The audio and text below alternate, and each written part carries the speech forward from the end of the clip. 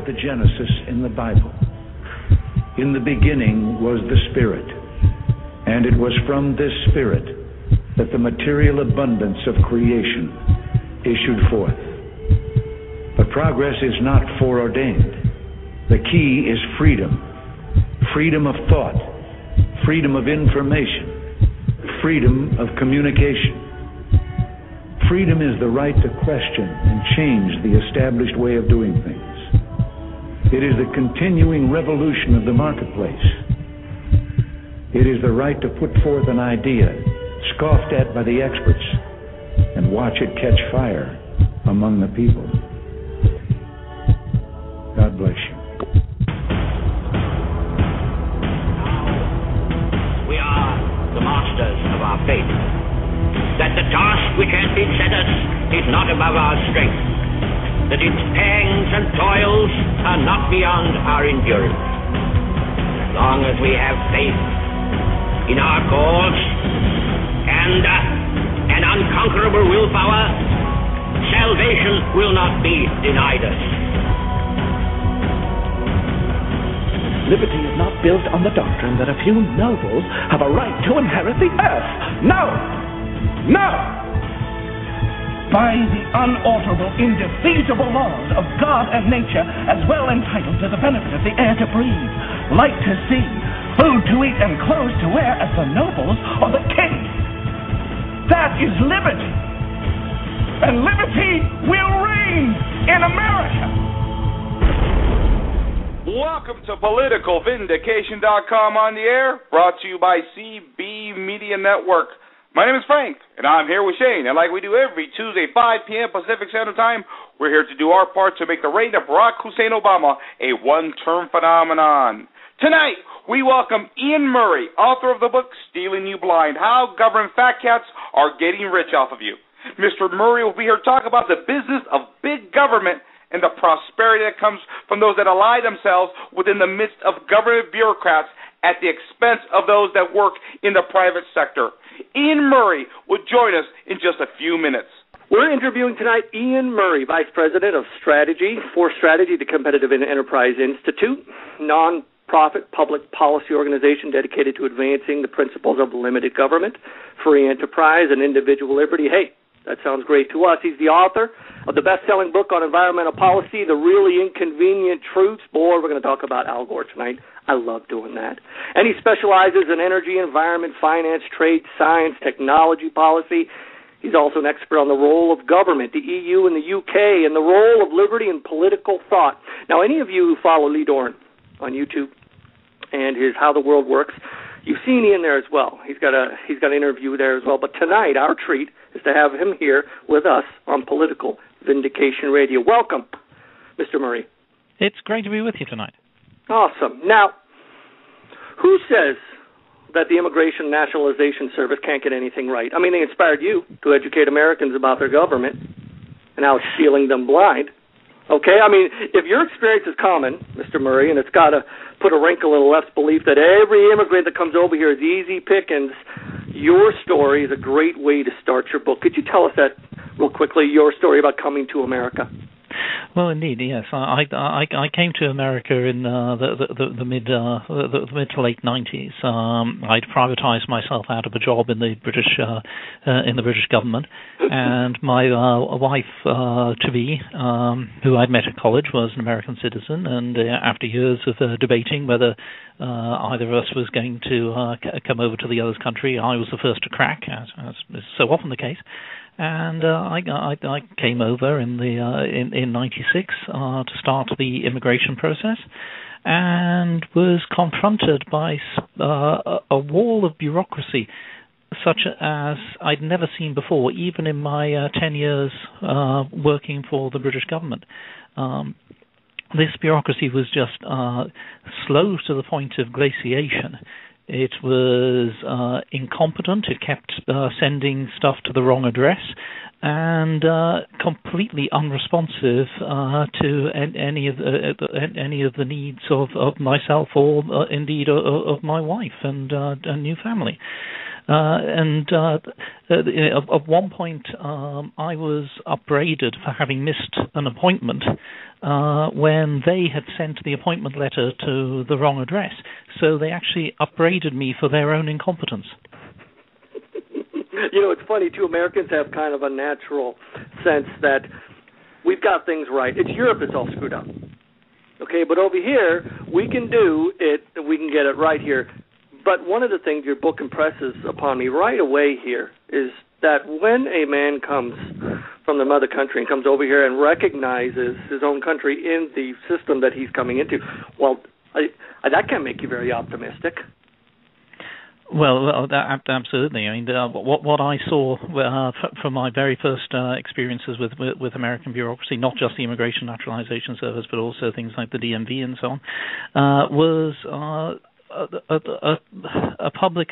so-called public service that was completely unreformed.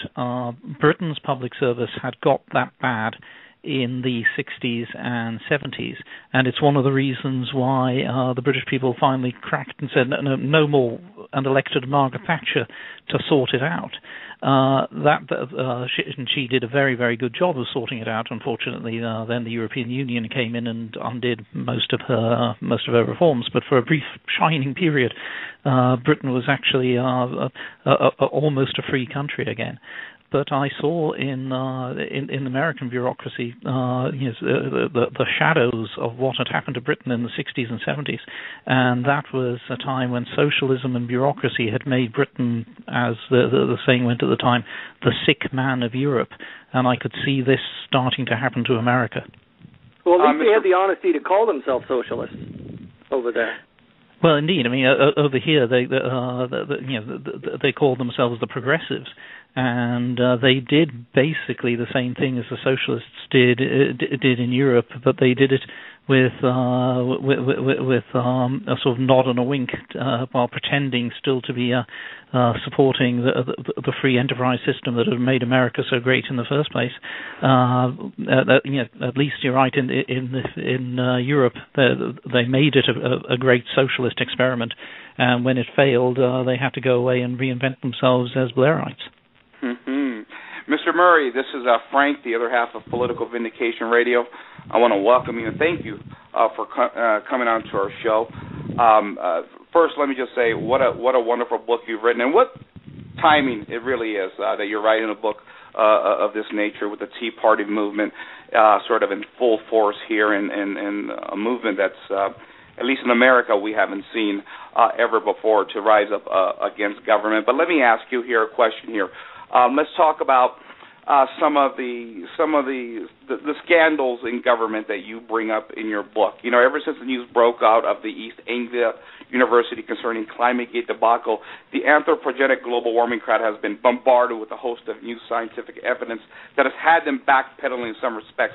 And last week, Rush Limbaugh came out and referred to the whole Green Jobs Initiative as a money laundering scheme that takes money from taxpayer to government, passed on to unions, and eventually rewarded back to the politician in the form of campaign donations. Mr. Murray, money laundering scheme, is that an accurate description? Of the Green Jobs boondoggle, absolutely. That's exactly what it is. Even David Brooks in the New York Times this morning, suddenly started seeing through a glass darkly what a tremendous con job the Green Jobs scam is. It's exactly as you described. All the subsidies, the taxpayer money in the form of loan guarantees and various other direct grants, all the ways that they get money to the supposed green jobs companies. That's not going to create jobs. The average green job costs between $100,000 and $500,000 to create.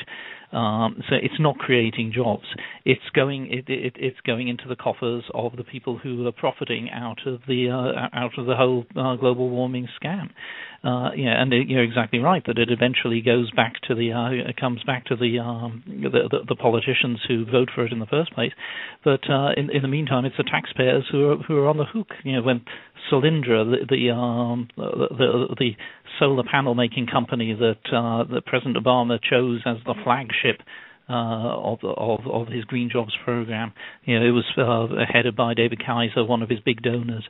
That went bust last week.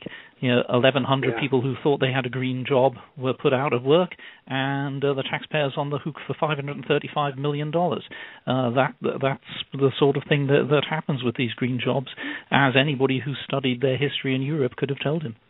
Well, yeah, and that was going to be sort of my follow-up, and that is the experiment in Europe, particularly Spain, with their leader over there, was it Jose Zapatero, I believe, who the president over there is. He really went, Green Jobs Initiative, and it has failed over there very miserably.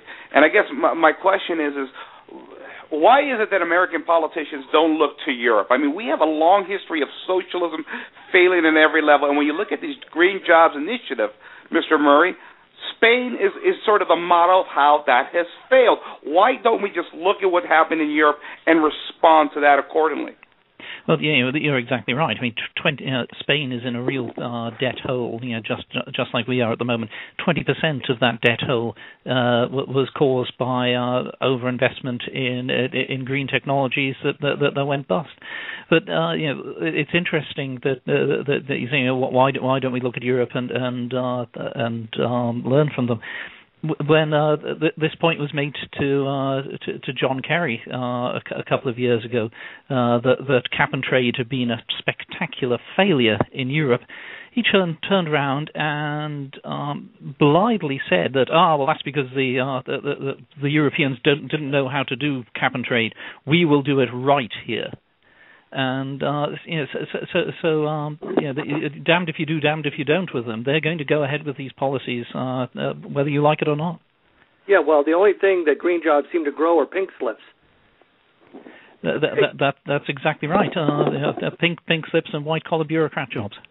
I mean, the next time someone comes up to me and says, "Can I interest you in a money laundering opportunity?" I'm going to say, "Hey, you tell Obama, keep his jobs to himself." Over here. It's bankrupting people all over the place. It's kind of funny, too. As I read about you, Ian, and you're on National Review, and I see you're over at a town hall. I saw one of your articles over there, too, as well. You're all over the place. You're making the case here. But Paul Krugman, boy, what a long history. Here, what is it about Al Gore that drives right-wingers nuts? Okay, he says that in October 2007 here.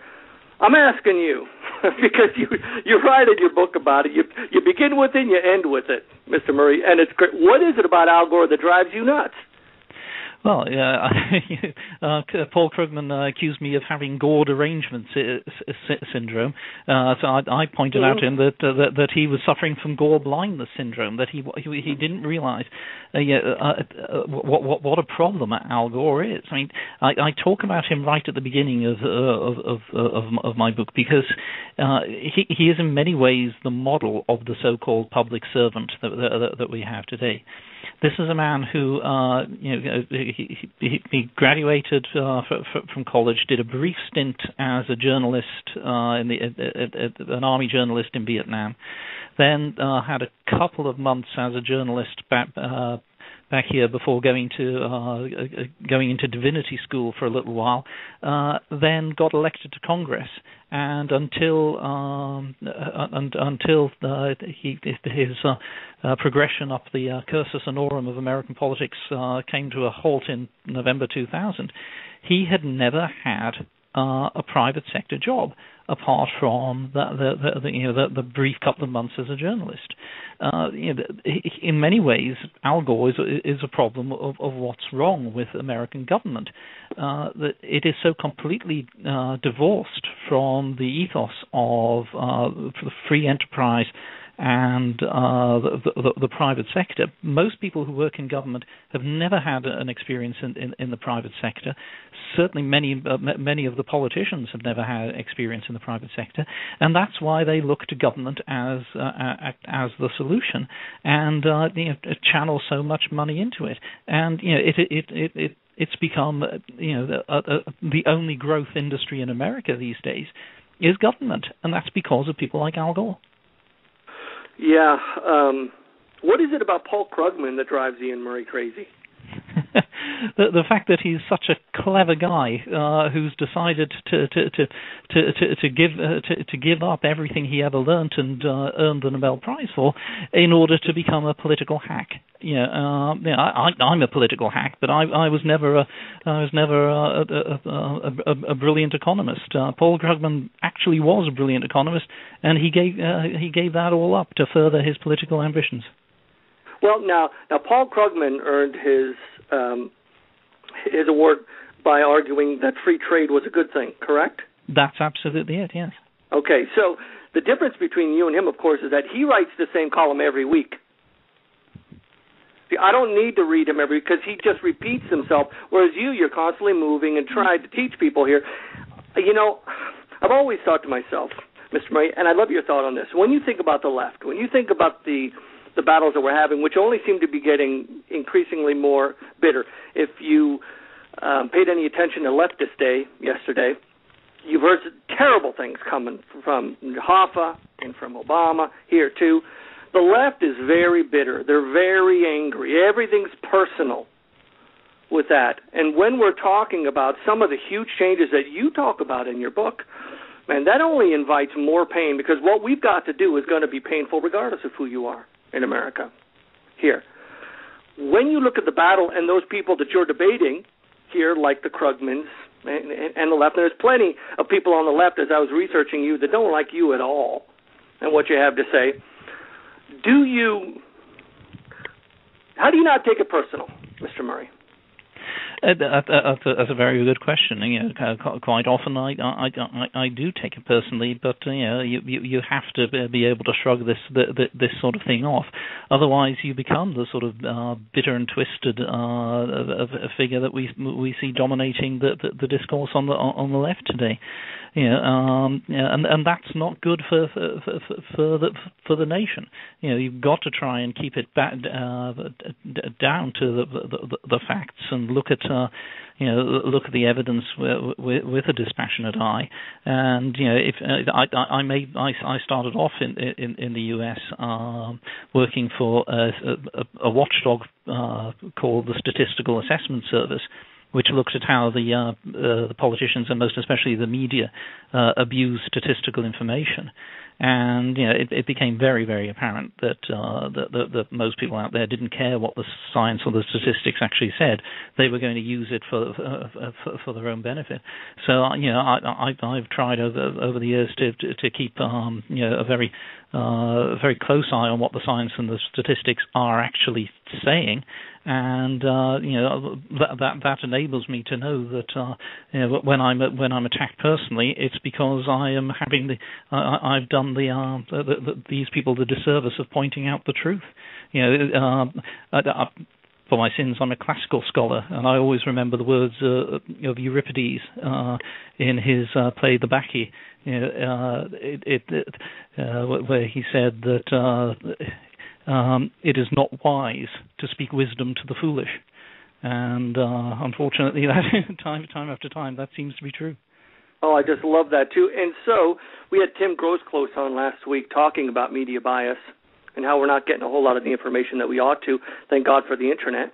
It allows us to find people like you here. But one of the things that's taught me, as we move on to a different section of your book, one of the things that's taught me, Mr. Murray, is that being an idealist doesn't make you an optimist. And the left is very idealistic. But they're not optimistic, and in fact, they tend to carry a pretty heavy grudge. Well, I think that's exactly right. It's conservatives who are often accused of being the pessimists who believe in man's fallen nature. But at the same time, the conservatives believe that man has a means of redemption, whereas it's left that seems to believe that that man is doomed to this fallen nature, and other people are better sort of feather their nests while people are struggling. I think the right has a much more optimistic view of mankind, simply because we believe that you can redeem yourself by your own efforts. The left doesn't seem to believe that. Yes. We are talking to Iain Murray, author of the book Stealing You Blind, How Government Fat Cats Are Getting Rich Off of You. Mr. Murray, I'd like to move on to a topic you talk about I think is very relevant in our time, and that is government regulation. One of the things we've talked about here on Political Vindication so often is that the real damage that the Obama administration has put upon our economy is the amounts of regulation that they've pushed through really by executive order here. Now, I want your thoughts on that, but I also want your thoughts on the Bush years, because many liberals argued throughout the George W. Bush era that was a time of great deregulation where everyone from the poor to the environment was hurt. Was George W. Bush the great crusader against government regulations? Well, he came in talking a good game about regulation and how he would like to deregulate the economy. That's not what happened. The Bush years saw a massive bloating of the regulatory state. I mean, in my book, I just talk about the year 2007, which I basically just picked at random. That year, the Federal Register weighed in at 72,000 pages, and the Code of Federal Regulations topped out at 145,000 pages, which is 8,000 pages more than it was in President Clinton's last year. And of course, President Clinton's last year was a very, very bad year for regulations. So, just a year at random from the Bush administration was worse than one of President Clinton's worst years. Even when there were deregulatory efforts during the Bush years, they tended to come from the agencies that Bush didn't actually have regulatory approval of, like the Security and Exchange Commission and the Federal Communications Commission. Those were the ones which independently were pursuing a deregulatory agenda, which actually had nothing really to do with the White House. So, I think it's a great myth that President Bush was a deregulator, and it's one of the reasons why the Bush years were such a disappointment to conservatives, precisely because he didn't follow through on his promises to deregulate and actually regulated more. Yeah, and on the heels, at the very end of his second term, you talk about Freddie Mac, Fannie Mae during the financial collapse of 2008. You talk about that in your book, and everything that had at stake during that era of big government bailouts. Mr. Murray, was the United States really on the verge of a complete economic collapse in the summer of 2008? And without TARP, would we all be standing in soup lines today? Well, I don't believe so. When you look at the states that didn't bail out their banks, like Iceland, for example, they had a very, very sharp recession, but they've climbed out of it much quicker than we have. We sort of climbed out of the recession, and now things are looking as if we're going to dip back into it again. The states that didn't do the bailouts, they're in much better shape now. They've got their house in order. We saved. I think we saved some tiny temporary pain. Well, not tiny, but some temporary pain by doing the bailouts. But we turned it into a chronic condition instead, whereas states that didn't do that are now financially healthy again. Mr. Murray, can I read to you a small paragraph from Goldwater's The Conscience of a Conservative? Of course, yes. Now, it would be bad enough if we had simply failed to redeem our promise to reduce spending. In fact, however, is that federal spending has greatly increased during the Republican years. Instead of a $60 billion budget, we are confronted in fiscal 1961 with a budget of approximately $80 billion. If we add the formal budget figure disbursements from the so-called trust funds for Social Security and the Federal Highway Program, as we must if we are to obtain a realistic picture of federal expenditures, total federal spending will be in the neighborhood of $95 billion. It seems almost quaint, doesn't it? Well, indeed, these days when we're talking about a $3.6 trillion federal budget, it's astonishing. And I talk in the book about the difference between $1 billion and $1 trillion, and I think that's incredibly important when we look at this sort of thing. We lose sight of that. I love that. Yeah. Yes, if you were to count one number every second, to count to $1 billion would take you 32 years. To count to $1 trillion would take you 32,000 years, and that's I think that more than when I read that and thought I've got to use that in the book. Nothing brought home to me the difference between $1 billion and $1 trillion more than that. I mean, we think it's just two letters. Oh, it's far more than that. Well, yes, and it's stunning there. And if in 1961 Goldwater's trying to, he's working to try to separate these big government Republicans from those that are more libertarian-minded and have a sense of the consequences of enslaving your population to spending and tax rates that essentially gut the free market system, doesn't allow it to grow, doesn't allow it to prosper. You can't blame. I mean, actually, it's taken a very long time for the Tea Party movement to actually burst amongst the population, to become something that right now the left is reacting violently against. I want to talk about unions. I want to talk about what your thoughts were listening to some of the stuff that has been all over the news after yesterday's Labor Day speeches here. We understand that African Americans, and we had that onslaught happen about 2 weeks ago, they're upset. They think we're talking about Tea Partiers want to hang blacks from trees, Mr. Murray. We're terrorists. Nancy Pelosi says we have swastikas. We got the President of the United States questioning the patriotism of people who would stand in their way. These are very, I don't know how you can get any worse than to call someone a terrorist weeks before the 10th anniversary of September 11th. I mean, it's almost surreal here. Have we reached a breaking point here? Well, I regret to say I think we're very close to it. I mean, back in 1981 when Margaret Thatcher was starting to implement the radical surgery that was needed to save the life of the British economy.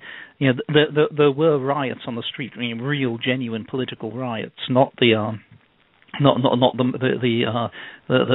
mindless looting that we saw in Britain a few weeks ago. These were actual dedicated riots. The Mine Workers Union launched what can only really, in retrospect, be described as an attempted coup d'etat to try and force Margaret Thatcher out of office and reinstate a genuine socialist government.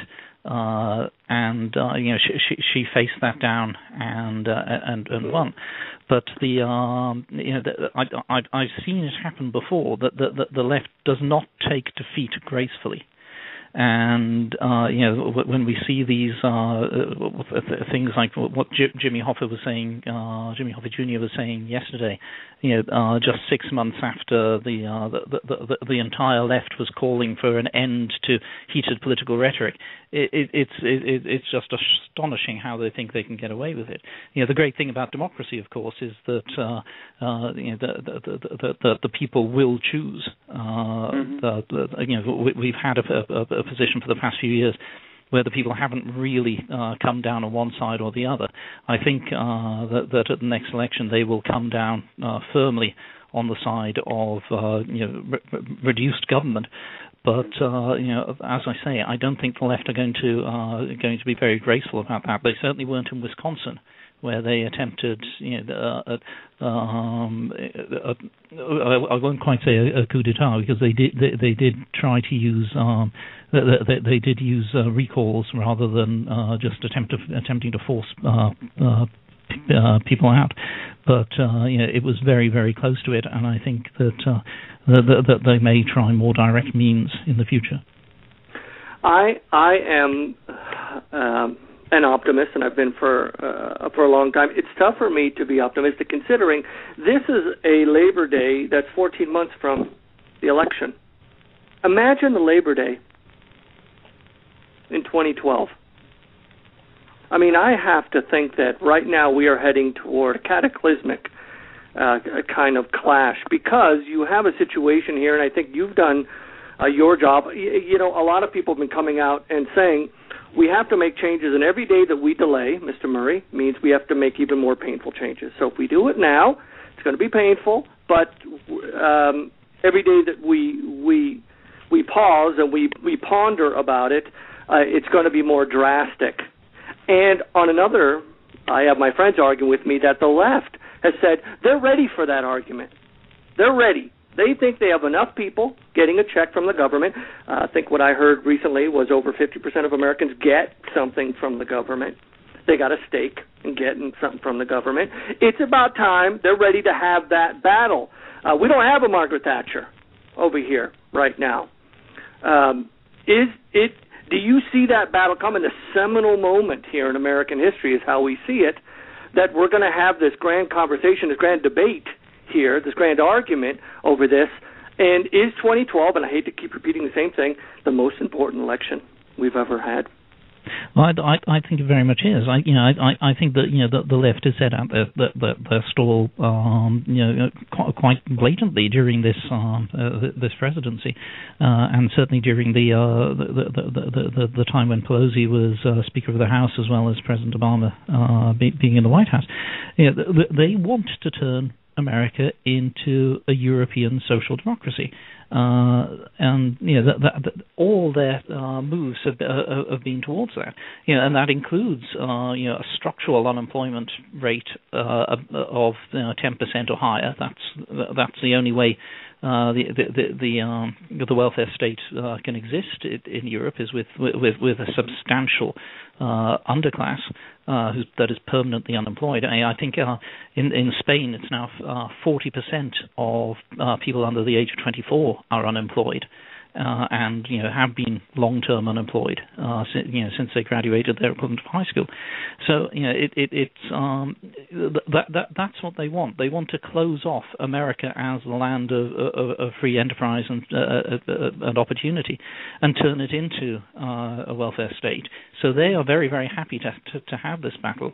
The thing is, that in doing so, about 30% of Americans believe that welfare state is a good thing. About 70% of Americans generally believe that the free enterprise system is much better. So they really are going up against the majority. This would be the tyranny of the minority if they were to get away with it. I mean, the one problem is that the constitutional system that we have in place, a wonderful system though it is, it does make it very, very difficult to repeal things once they are in place, and it's going to take a concerted effort of real great repeal Congress to dismantle the bureaucracy that has been put in place. That probably would take the entirety of a Congress, possibly two Congresses, to try and get us back to just where we were in the 1990s. Never mind where we are when Barry Goldwater wrote that magnificent piece. Yeah. Mr. Murray, my partner here, Shane, mentioned that seminal moment, and I think that seminal moment has already come here in America. One, with the onset of the Tea Parties, and secondly, with what we saw in Wisconsin just a few months ago, what you cover briefly in Chapter 2 of your book. We saw Governor Scott Walker go in there and take away some union workers' benefits, let's call them, and which was one of the conclusions that you talk about, what we need to do, and I would tend to agree with you. But, the left has now lost. They lost the Supreme Court election of Justice Prosser, who they were trying to undo, spent a bunch of money there, and lost. They had a bunch of recall elections, and the unions flushed $30 million down the drain. Didn't get the Senate seat. They picked off a very weak Republican and another Republican in a very heavy Democratic district. But for the most part, that money was all lost by the unions. Couple that, Mr. Murray, with the fact that the Democrats have an open seat in the Senate in 2012. Barack Obama is going to be demanding every penny he can get because he's in trouble. Is Scott Walker in trouble in Wisconsin? Are they going to try to recall him, or have the unions spent enough money over there, you think, already? Well, I think if they were going to try to recall him, they should have done it by now. We're already seeing the benefits of Walker's reforms. You know, the sort of things that all of us who were looking at what was happening in Wisconsin and in other states, you know, in Ohio and even to an extent in Michigan as well, where they were unraveling this or beginning to unravel this European style system that had been put in place in several states. We all said that when this happens, you're going to see actual more money being available for the school districts and so on if they do this, and now that's happening. You know, they can't ignore it. The school boards around the state are holding their meetings. You know, the teachers' unions are flooding them to try and intimidate them into rejecting the governor's reforms. But the school boards are saying, okay, it's a choice between a $400,000 deficit if we reject the reforms, or a $2 million surplus if we keep the reforms. We don't have to fire any teachers. We can even reduce class size. That's the sort of thing that's happening as a result of these reforms. All things that the teachers' unions, by the way, say they want. You know, we're now seeing that these reforms are working, and working far quicker than anybody thought, apart from those of us who've seen them work in other places. But so the reality is now hitting home that Walker's reforms were a real benefit to Wisconsin, and I think that the chance for a recall of the governor has now gone. That's not to say they won't attempt it. As I say, you know, these they don't take defeat gracefully. But I think that, you know, as long as the decision is left up to the people of Wisconsin and not to a Supreme Court they can pack or something like that, then, you know, we're going to see the governor survive. You know, John Kasich, right next door in Ohio, has also taken on the unions. He hasn't got as much publicity, but do you think, you know, with the 2010 midterm elections where the Republicans swept into power, not only in the House of Representatives, but in state legislatures all across this country, it really set Republicans up in a situation where they could begin to take on the unions. Do you think this is a trend we're going to see more and more? And if it is, if Republican governors and legislatures begin to take on unions, how desperate will the unions become, you think? Well, I think that's exactly right. I mean, John Kasich has done a great job in Ohio. Even Rick Snyder in Michigan, you know, the home of the mighty United Auto Workers Union. You know, he's doing a good job there, and looks as if he might actually survive and succeed like Scott Walker has. You know, and the one thing that we must remember is that these governors and legislatures are right in the union's home territory. You know, the unions are fighting and losing on their home front. So that's a great benefit to those who want to see a free economy reestablished in these states. You know, when we see things like the firefighters union has decided to stop all political activity at the federal level, and has reserved all its money to try and retain its privileges at the state and local level, you know, the unions are having to disengage and fight on their home front, and that's a fantastic thing for liberty. Absolutely. I was an 18-year union member with the UFCW out here. I sued my union for my back objector rights. It was an ugly situation. I mean, I wouldn't wish anybody to go through that, but it's worth it. Union members are starting to realize that their unions are up to no good. It's happening on the inside and the outside, Mr. Murray. And that's why I think it's an act. And the point you bring up that it's happening right in their backyard is that means more than just about everything. Wisconsin. I mean, that's the home of union activism over there. And for such a thing to happen, I think is incredible here. It's come to the top of the hour. We only have you for a moment or two more. I want to ask you quickly before I just mention your program for public sector reform, real quick. We talked about John Cleese before you came on. John Cleese talking about England and his worries for England. He says that he had an American friend come over, California friend, he said, walk down King's Road, and he says to me, where are all the English people? We talk about England a lot over here. We want her to be strong. We want her to know herself. Can you give us an insight about your thoughts about England and what she's going through, and if you're optimistic for some of the real challenges that she's facing right now?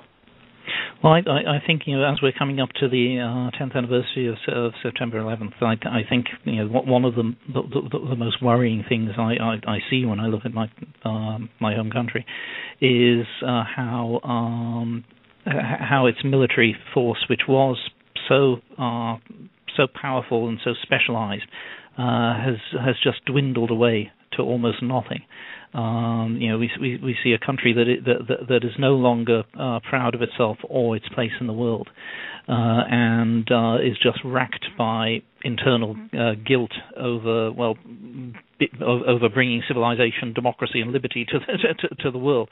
I think I'm afraid to say that Britain's self-confidence has disappeared. And we now have a nominally conservative-led coalition government that is doing some good things, but in many ways is just perpetuating the regulatory state that Tony Blair and Gordon Brown left it.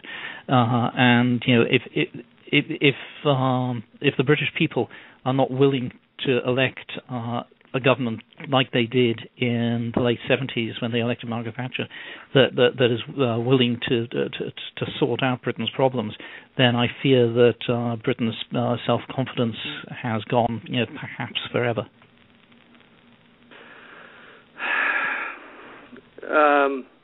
Mr. Murray, your prescription for America to save herself from herself: shrink the federal government, recharter executive agencies, reform federal paying conditions, tackle entitlement spending, make contracts public and abolish grants, introduce a single fair tax, regulatory reform, of course, and labor union privileges, privatize appropriate government functions, re-engineer education, and then you talk about class war 2.0, which we deal with every day. Sir, are you optimistic that America's got the brass balls to do what it needs to do to regain its standing as the shining city upon a hill?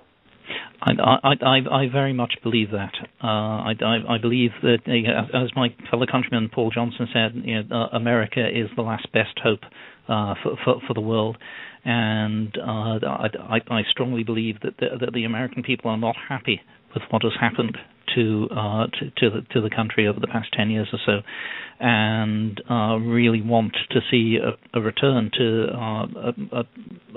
a land where self-reliance is the most important virtue, not reliance on government, where there isn't a political class that lords it over the rest of us, where legislators are citizen legislators rather than career politicians. I think America very much wants that, and it feels that it has lost something over the past decade.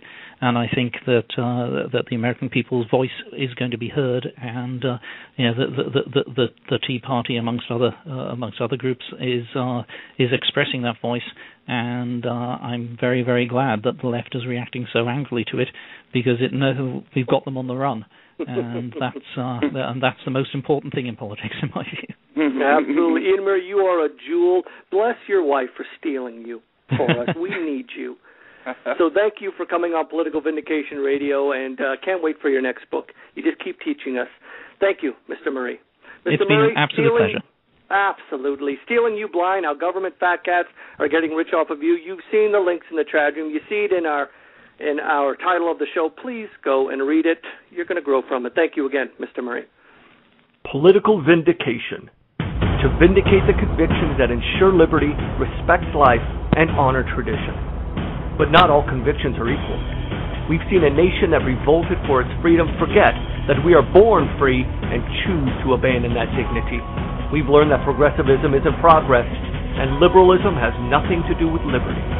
So we must fight to regain what we've lost, to live by the convictions that reject paternalism, embrace capitalism, and define man as more than a Pavlovian beast.